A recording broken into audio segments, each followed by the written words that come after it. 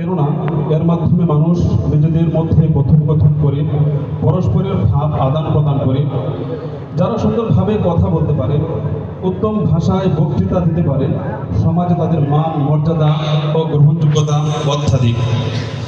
এজন্য দেখা যায় পৃথিবীর শুরু থেকে নিয়ে আজ পর্যন্ত যারাই প্রতিষ্ঠা লাভ করেছে, মান সম্মান ও প্রতিপত্তি অর্জন করেছে, তাদের সকলেরই উত্তম বাচন ভঙ্গি ও সুন্দর বক্তৃতার উপর একটি বড় দখল ছিল।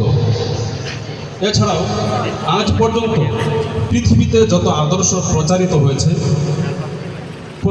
প্রতিষ্ঠা লাভ করেছে, যত বিপ্লব সংঘটিত হয়ে সফলতা অর্জন করেছে, অনুসন্ধান মিলে দেখা যাবে এসবের মূল চালিকা শক্তি হিসেবে কাজ করেছে যে জিনিসটি, সেটি হচ্ছে ধারালো বক্তৃতা। আমরা শ্রদ্ধা বলে কৃতজ্ঞতা জানাতে চাই অত্র প্রতিষ্ঠানের কর্ণধার হযরত মাওলানা আবু রায়হান সাহেব দামাত বরকাতুহুকে, যিনি আমাদেরকে এত একটি সুন্দর আয়োজন উপহার দিয়েছেন। আরও কৃতজ্ঞতা জানাচ্ছি অত্র প্রতিষ্ঠানের সকল আসাতেজায়ে কেরামকে, যাদের সুপরামর্শে আজকে আমরা একটি সুন্দর প্রাণবন্ত জমকার অনুষ্ঠান উপহার পেয়েছি। প্রিয় সধী, আমরা সময় আর বিলম্বিত করব না। এখন থেকে আমরা আমাদের দ্বিতীয় অধিবেশন শুরু করতে যাচ্ছি।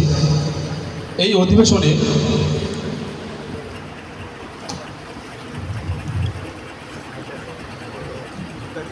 প্রতিযোগী হিসেবে থাকছেন 15 জন। আমি প্রতিযোগীদের নাম সিরিয়াল হিসেবে